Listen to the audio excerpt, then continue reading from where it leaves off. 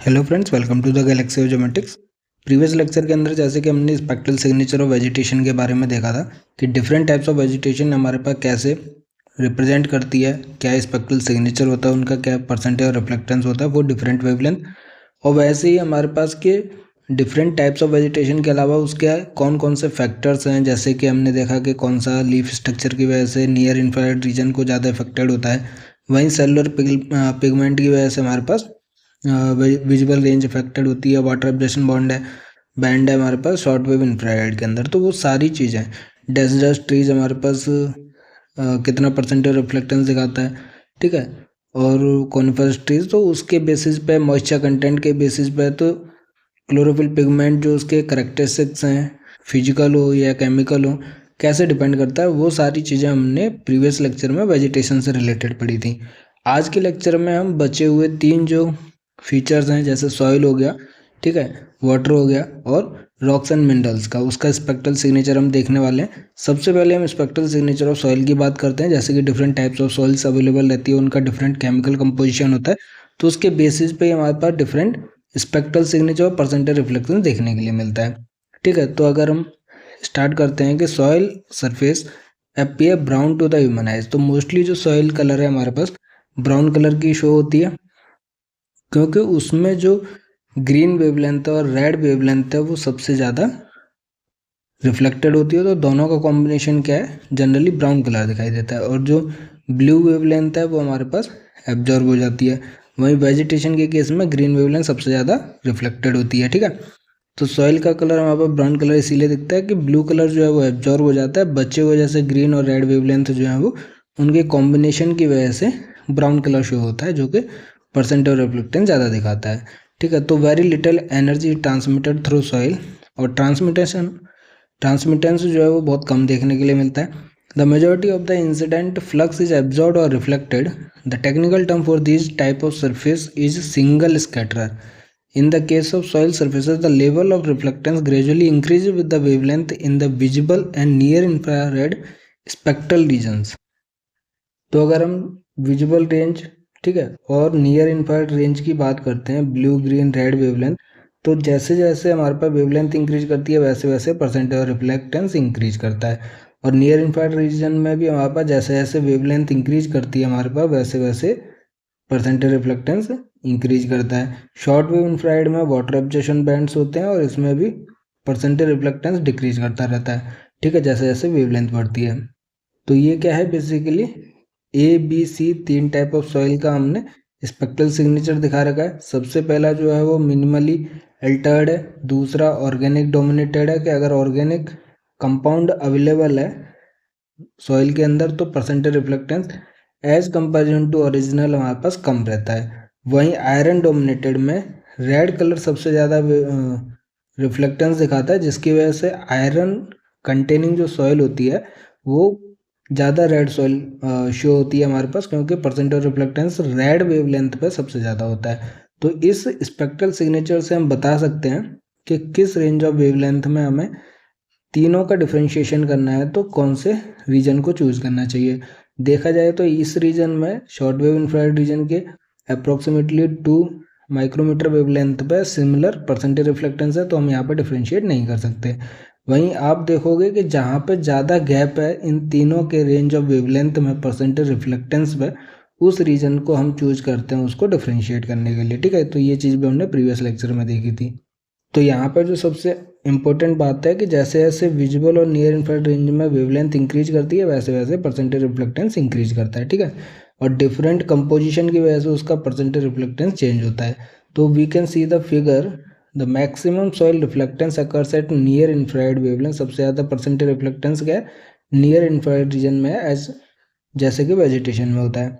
So as water is relatively strong absorber of all wavelength, तो जिसमें चाहे वो वेजिटेशन हो चाहे वो कुछ सॉइल टाइप हो, अगर उसमें मॉइस्चर कंटेंट है या फिर वाटर कंपोजिशन अवेलेबल है तो वहाँ पे परसेंटेज रिफ्लेक्टेंस कम देखने को मिलता है, क्योंकि वो हर रेंज ऑफ वेवलेंथ को एब्जॉर्ब कर लेता है, ठीक है। तो as water is relatively strong absorber of all wavelength, particularly those longer than the red part of the visual spectrum, therefore as the moisture content of the soil increases, तो जो overall reflectance है soil का वो decrease करता है। तो ये moisture content increase करने से परसेंटेज रिफ्लेक्टेंस हमेशा डिक्रीज करता है, क्योंकि वो एब्जॉर्ब करता है हमारे पास रेडिएशंस को।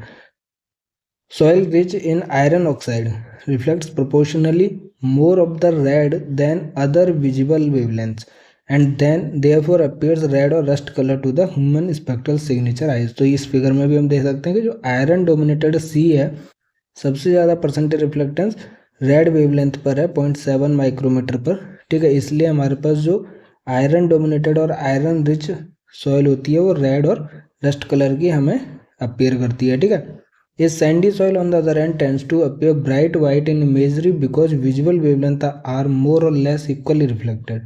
When slightly less blue wavelengths are reflected, it results in a yellow color।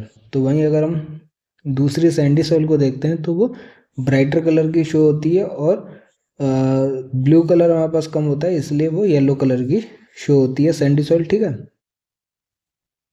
According to Stoner and Baumgardner, following are the four most important characteristics of a soil that determine its reflectance property।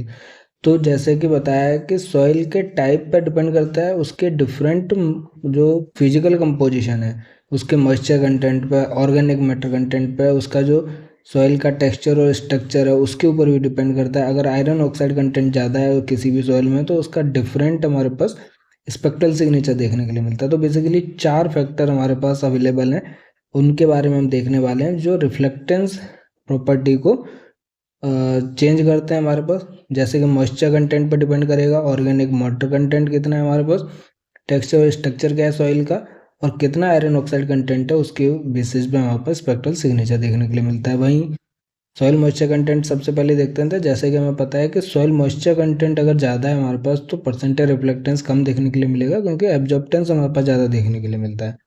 So the presence of soil moisture reduces the surface reflectance of soil at all visible wavelengths।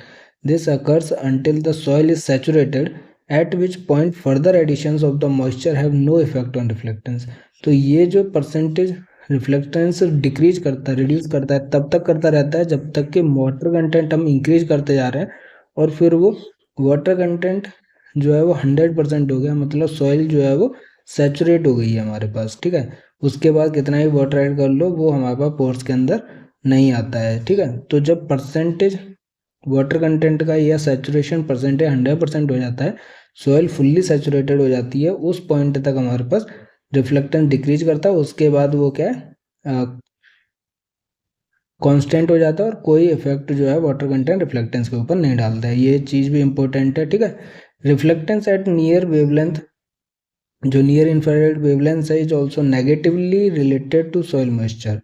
An increase in soil moisture will result in a particularly rapid decrease in reflectance due to water and hydroxyl OH जो absorption features available हो जाते हैं वहाँ पर water content की वजह से। तो ऐसा नहीं है कि सिर्फ विजिबल लेंथ की हम बात करें, बेसिकली वाटर कंटेंट जो है हर रेंज ऑफ वेवलेंथ को वो एब्जॉर्व करता है। तो जैसे जैसे हम नियर इंफ्रारेड रीजन में जाते हैं और सॉइल मॉइस्चर कंटेंट इंक्रीज करता है तो रिफ्लेक्टेंस जो है वो डिक्रीज करता है, क्योंकि वाटर एब्जॉर्प्शन जो फीचर्स हैं उसके वो अवेलेबल है। 0.9 माइक्रोमीटर देख लीजिए, 1.4, 1.9, 2.2 और 2.7 माइक्रोमीटर हैं जो हमारे पास रैपिड डिक्रीज करते हैं रिफ्लेक्टेंस में। The effect of water and hydroxyl absorption is more noticeable in clay soils because they have much bound water and are very strong hydroxyl absorption property. अब क्ले सॉइल है, उसका क्या porosity सबसे ज़्यादा होता है, तो उसमें वाटर कंटेंट ज़्यादा वो एब्जॉर्ब करता है, जिसकी वजह से परसेंटेज रिफ्लेक्टेंस बहुत कम देखने के लिए मिलता है। तो बेसिकली वाटर कंटेंट जो हाइड्रोक्साइल एब्जॉर्प्शन प्रॉपर्टी है वो क्ले सॉइल में ज़्यादा देखने के लिए मिलती है। ठीक है, तो इस फिगर में हम देख सकते हैं कि variation in the spectral reflectance characteristics of soil according to moisture content. तो वेवलेंथ इंक्रीज कर रही है, परसेंटेज रिफ्लेक्टेंस ऊपर इंक्रीज कर रहा है। ठीक है, अगर हम इस फिगर के अंदर देखते हैं, इस ग्राफ के अंदर, तो जो सैंड है वो बेसिकली 22% है, सिल्ट जो है 66% और क्ले जो है वो 12% हमारे पास सिल्ट लोम टेक्सचर के अंदर अवेलेबल है। उसी के बेसिस पे आप देखोगे जो हमने देखा था 1.42, इनके अबाउट क्या है, वाटर एब्जॉर्प्शन बैंड अवेलेबल है जहाँ पे परसेंटेज रिफ्लेक्टेंस रैपिडली डिक्रीज करता है हमारे पास, ठीक है। जैसे जैसे मॉइस्चर कंटेंट इंक्रीज कर रहा है वैसे वैसे ग्राफ क्या है, नीचे की तरफ जा रहा है, तो परसेंटेज रिफ्लेक्टेंस वो कम हो रहा है। तो वाटर कंटेंट हमारे पास इंक्रीज कर रहा है 1%, 5%, 10%, 15%, 20% सॉइल है, ठीक है, सॉरी मॉइस्चर कंटेंट है सॉइल के अंदर, तो परसेंटेज रिफ्लेक्टेंस वो डिक्रीज कर रहा है, पहली बात। इसके अंदर भी हम देख सकते हैं कि water absorption band different wavelength के ऊपर अवेलेबल है हमारे पास, ठीक है। तो ये चीज़ याद रखनी है, वाटर कंटेंट इंक्रीज करने से परसेंटेज रिफ्लेक्टेंस डिक्रीज करता है, ठीक है, चाहे कोई सी भी टाइप ऑफ सॉइल अवेलेबल हो। वहीं ऑर्गेनिक मैटर कंटेंट के बेसिस पर देखते हैं कि the organic matter of soil is dark in color and its presence will decrease the reflectance from the soil up to an organic matter content of the 4 to 5%. When the organic matter content of the soil is greater than 5%, the soil appears black and any further increase in the organic matter will have little effect on the reflectance.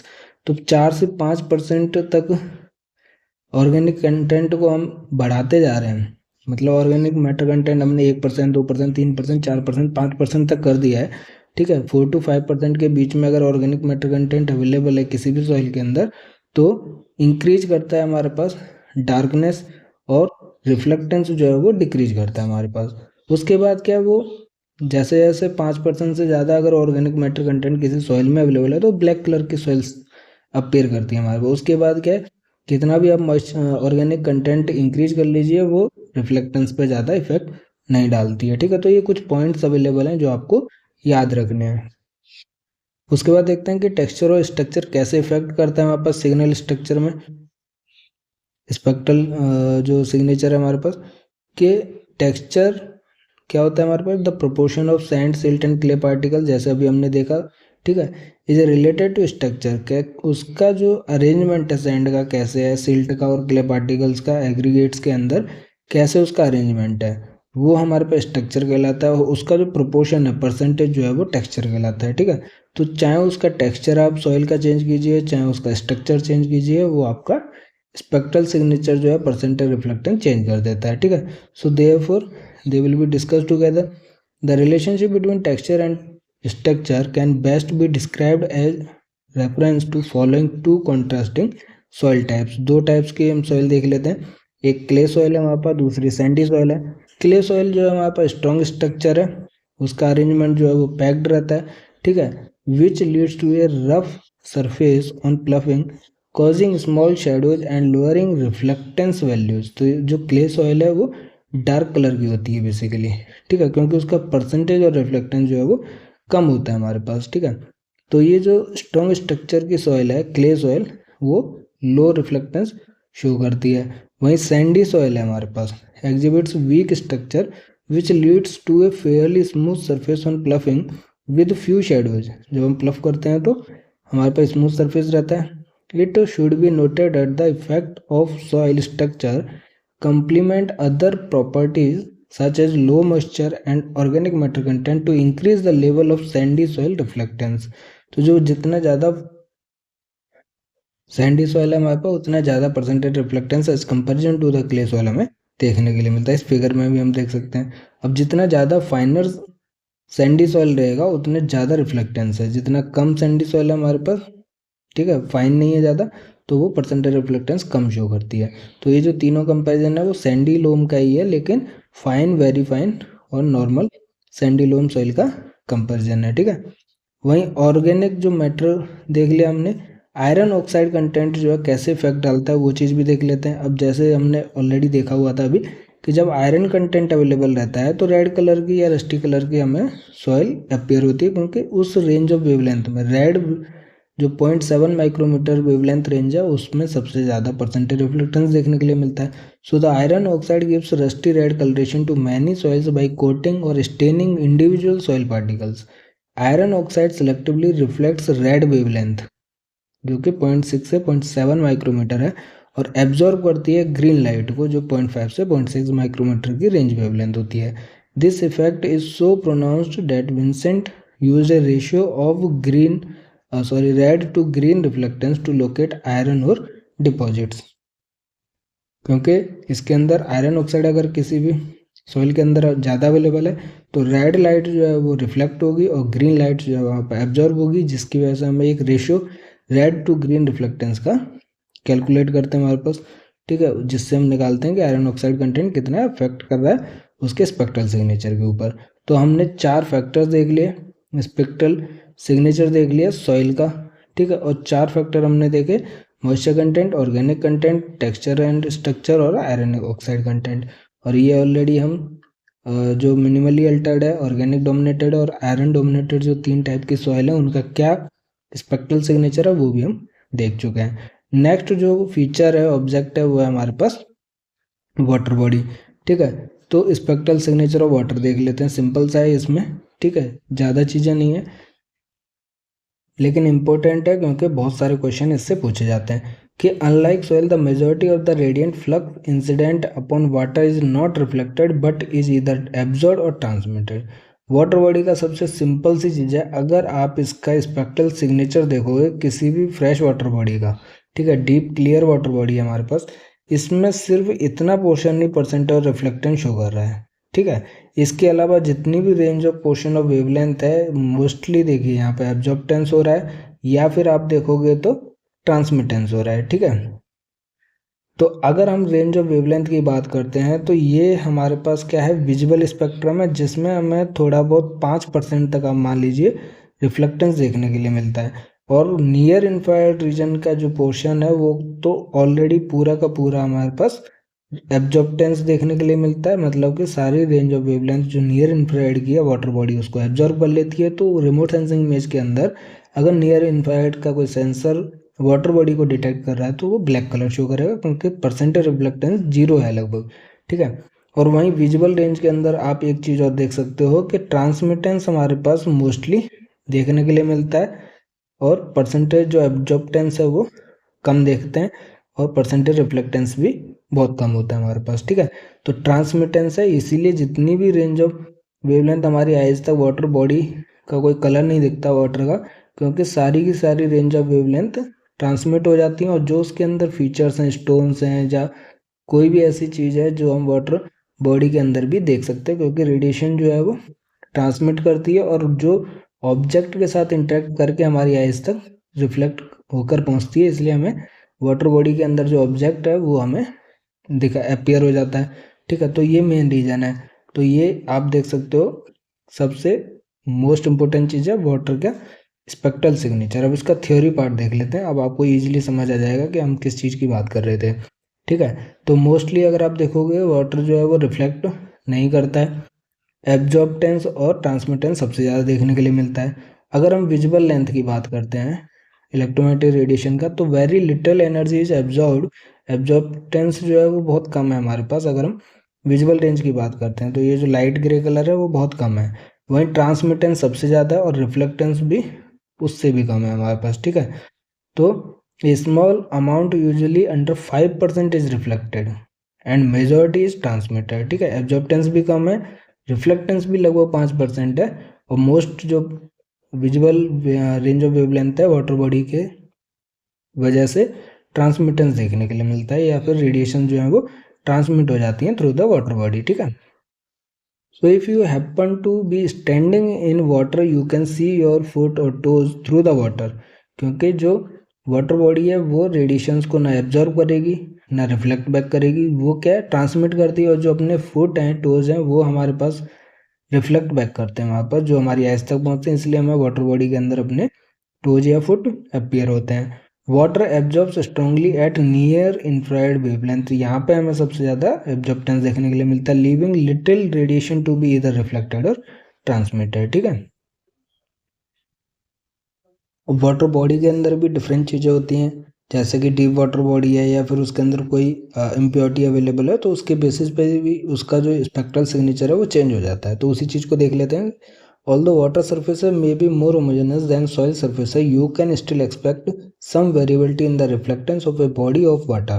The following two most important factors जो हैं वो एक तो depth of water है, क्योंकि कुछ shallow bodies होती हैं, ठीक है, और कुछ हमारे पास डीप वाटर बॉडी होती हैं।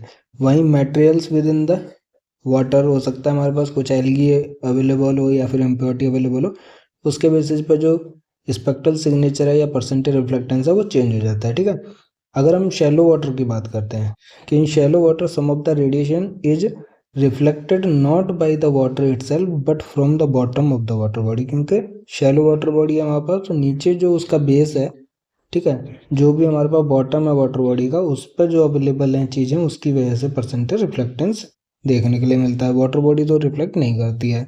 Therefore, in shallow pools and streams, it is often the underlying materials that determines the water body reflectance properties.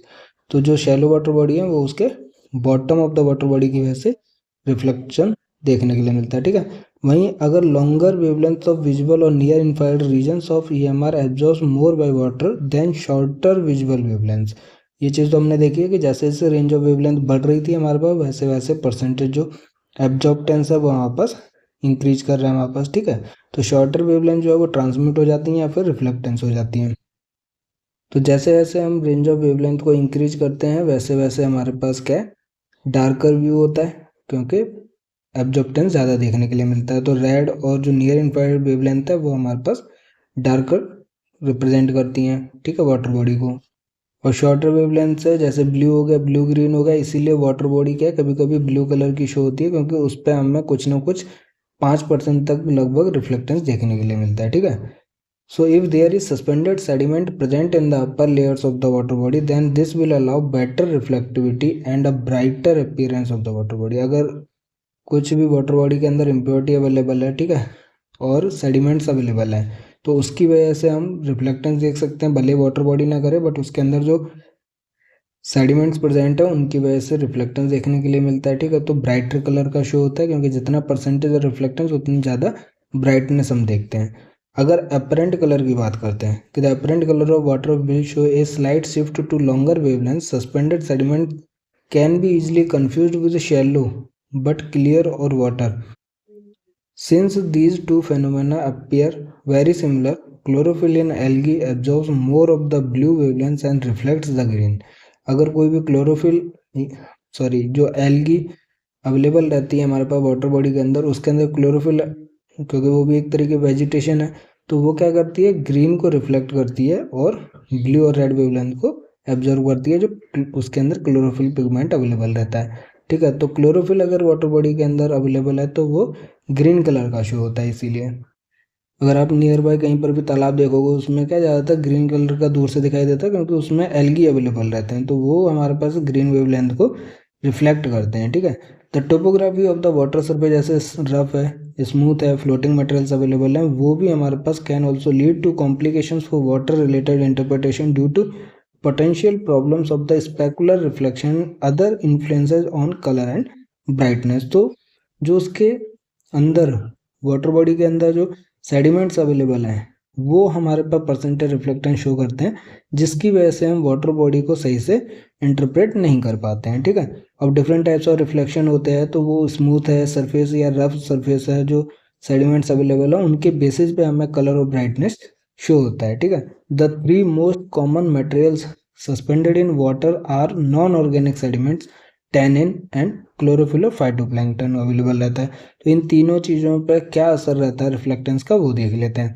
अगर किसी वाटर बॉडी में नॉन ऑर्गेनिक सिल्ट्स या क्लेज अवेलेबल है तो वो रिफ्लेक्टेंस को इंक्रीज करेगा, ठीक है, विजुअल वेवलेंथ के अंदर due to interaction with and scattering by soil like particle, क्योंकि उसके ऊपर जो सेडिमेंट्स अवेलेबल हैं बेसिकली वो सॉइल है, और जो क्लेज है सिल्ट है वो हमारे पास क्या है रिफ्लेक्टेंस को इंक्रीज करता है। विजुअल वेवलेंथ की हम बात कर रहे हैं। If you are lucky enough to have visited a glacier then you may recall the milky white colouration of a proglactic proglacial stream. This is caused by the high concentration of fine rock flours sediments suspended in the water. तो अगर हम glacier की बात करते हैं उसमें बहुत ज़्यादा फाइनर पार्टिकल्स हैं जो सेडिमेंट्स के हैं हमारे पास, ठीक है, रॉक पार्टिकल्स हैं, जिनकी वजह से हमारे पास जो रेंज ऑफ वेवलेंथ है वो हर एक रेंज ऑफ वेवलेंथ में परसेंटेज रिफ्लेक्टेंस देखने के लिए मिलता है। तो वो ब्राइटर कलर का या वाइट कलर का वहाँ पर मिल्की वाइट कलर का रिप्रेजेंट होता है ग्लेशियर, क्योंकि बहुत ज़्यादा फाइन रॉक सेडिमेंट सस्पेंडेड जो है वाटर के अंदर अवेलेबल रहते हैं, जो हर एक रेंज ऑफ वेवलेंथ में इक्वल रिफ्लेक्टेंस शो करते हैं, जिसकी वजह से हमारा ब्राइटनेस और मिल्की वाइट कलर का रिप्रेजेंट होता है, ठीक है।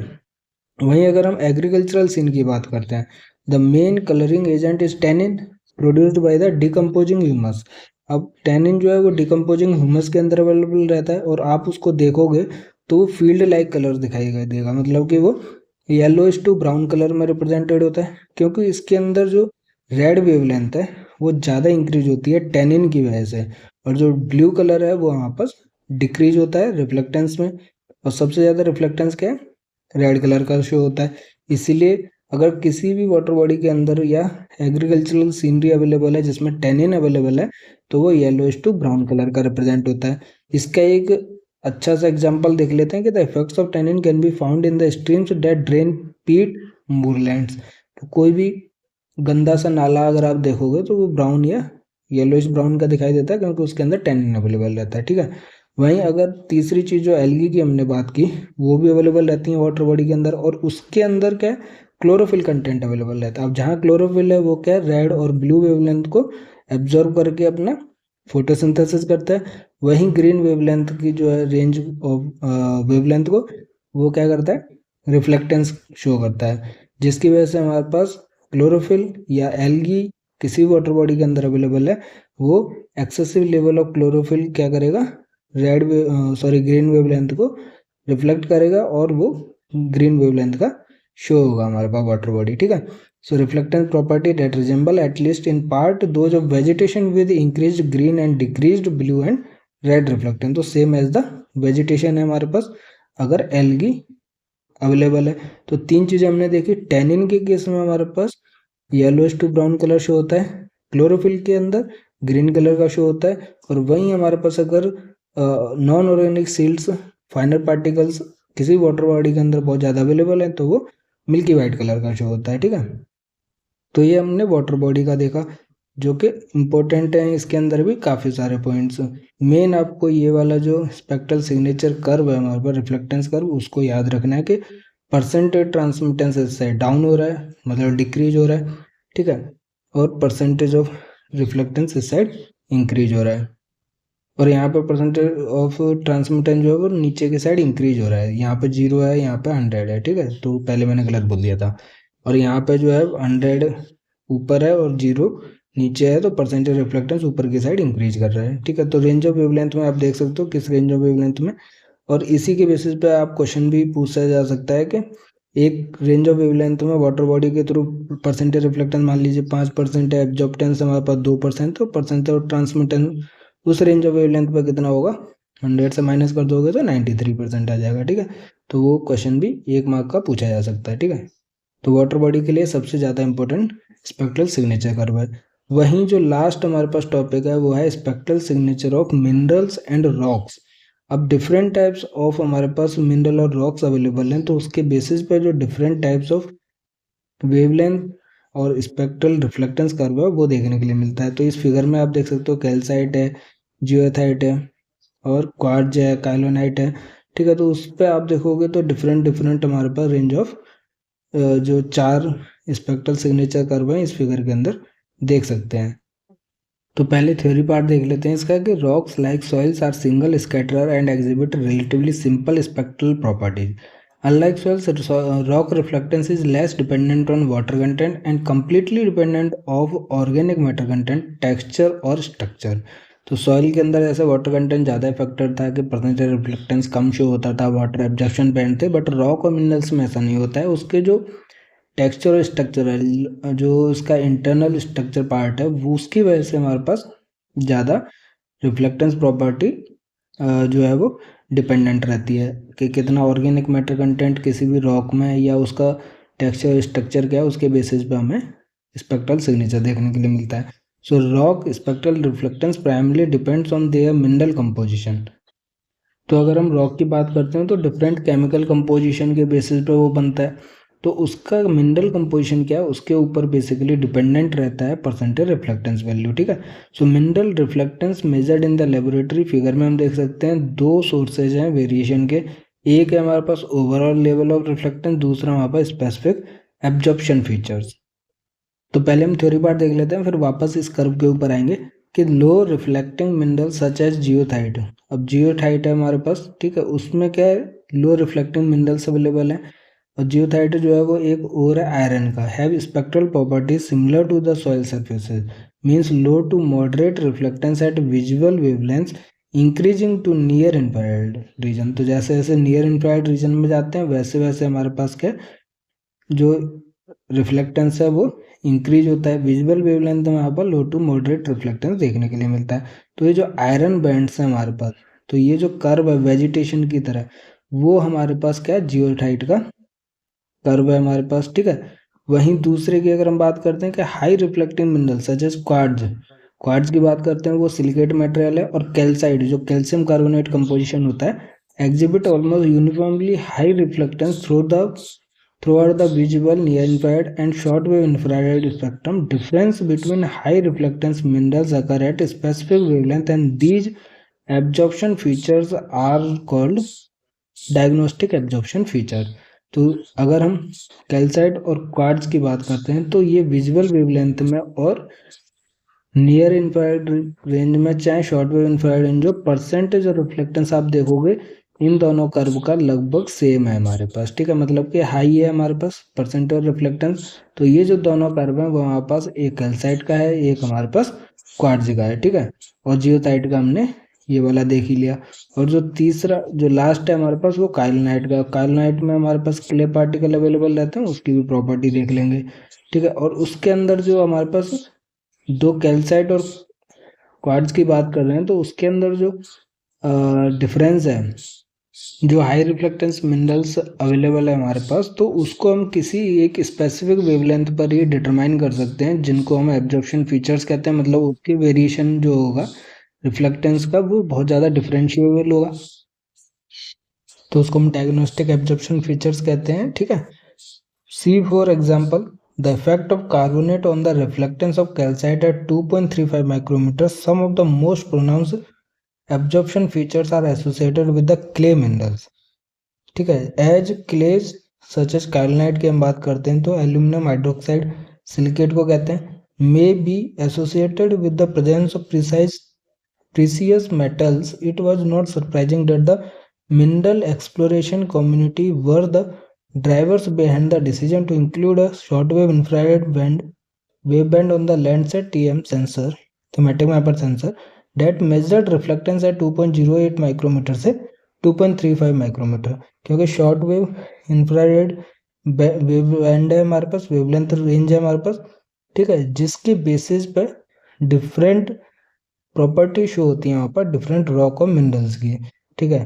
तो जैसे जैसे ज़्यादा रेंज ऑफ वेवलेंथ है वहाँ पे आप देखोगे तो डिफरेंट टाइप्स ऑफ ज़्यादा वेरिएशन देखने के लिए मिलता है, परसेंटेज रिफ्लेक्टेंस बहुत ज़्यादा है, ठीक है, गैप है उनके अवेलेबल। तो ये एक best short wave infrared band है जहाँ पे हम उनके बीच का differentiation different types of rocks का फाइंड आउट कर सकते हैं। अनलाइक अदर मटेरियल्स, या फिर शॉर्ट वेव इंफ्रारेड बैंड की बात करते हैं तो they are now leading the way in hyperspectral remote sensing at these wavelength.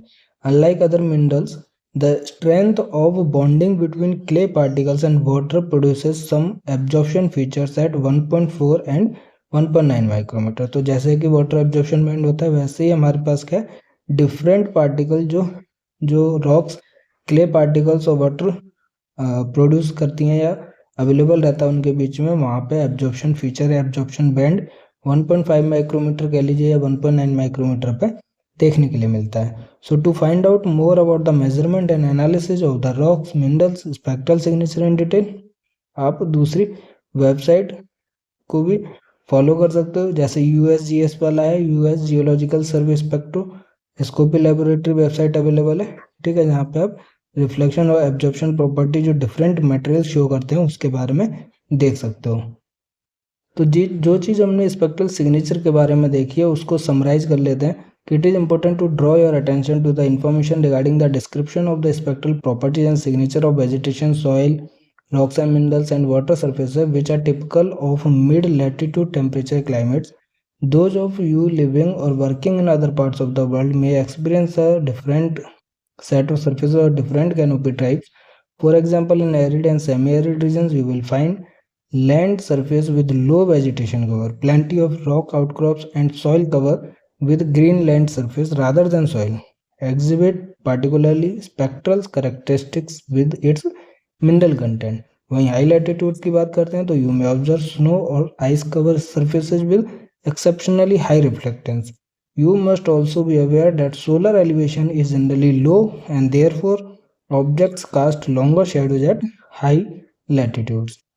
तो ये समरी थी हमारे पास. मेन जो आपको याद रखना है इस फिगर में, तो हमने देखा कि सबसे पहले जो था वो जियोथाइट था, ये बैंड जिसके अंदर आयरन बैंड्स हैं. ठीक है. वहीं अगर क्ले मिनरल्स की बात करते हैं, यहाँ पे आप देख सकते हो, ठीक है, जिसमें ऑब्जॉर्प्शन ज़्यादा है, वो हमारे पास क्या काइलनाइट है, क्ले पार्टिकल की वजह से, क्ले मिनरल की वजह से.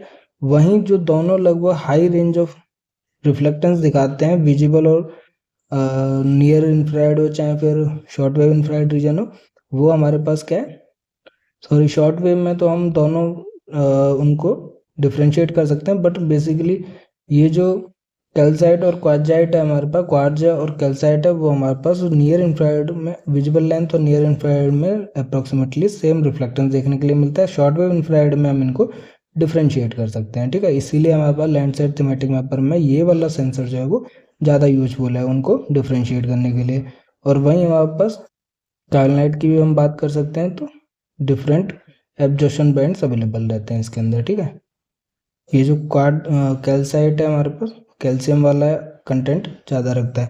तो आज के लेक्चर में हमने जो 3 बचे हुए फीचर्स थे जिनको हमने स्पेक्ट्रल सिग्नेचर की स्टडी के लिए सिलेबस में कवर किया था, तो सॉइल हो गया हमारे पास, वाटर हो गया, रॉक्स एंड मिनरल्स के बारे में आज हमने देखा है. ठीक है. और उसके करेक्टरिस्टिक्स, उसके जो केमिकल कंपोजिशन है, उसका जो टेक्सचर है, स्ट्रक्चर है, उसके बेसिस पे, वाटर कंटेंट के बेसिस पे क्या रिफ्लेक्टेंस जो है वो इफेक्ट होता है, कितना परसेंटेज हमारे पास कम होता है, इंक्रीज होता है, डिक्रीज होता है, किस रेंज ऑफ वेवलेंथ में होता है, वो सारी चीज़ें हमने इस लेक्चर में कवर किया है. ठीक है. अब नेक्स्ट लेक्चर वीडियो के अंदर हम प्लेटफॉर्म एंड सेंसर्स के टॉपिक स्टार्ट करने वाले हैं. ठीक है. अगर आपको इस पूरी लेक्चर सीरीज में या आज के वीडियो में कोई भी डाउट है, आप हमें कमेंट कर सकते हैं वीडियो के ऊपर. हमारे साथ टेलीग्राम व्हाट्सएप चैनल पर जुड़ सकते हैं, जिसका लिंक जो है वीडियो के डिस्क्रिप्शन में अवेलेबल है. ठीक है. जहाँ पे आप PDF भी फ्रीली डाउनलोड कर सकते हैं और अदर क्वेरीज भी वहाँ पे मैसेज करके पूछ सकते हैं. तो वीडियो पसंद आया तो लाइक कीजिए, दोस्तों के साथ शेयर कीजिए, चैनल को सब्सक्राइब कीजिए. गेट ज्योमेट्रिक्स की तैयारी ज्योमेट्रिक्स गैलेक्सी के साथ करते रहिए, हंसते रहिए, पढ़ते रहिए, मुस्कुराते रहिए. मिलते हैं नेक्स्ट लेक्चर में. ठीक है. Thank you.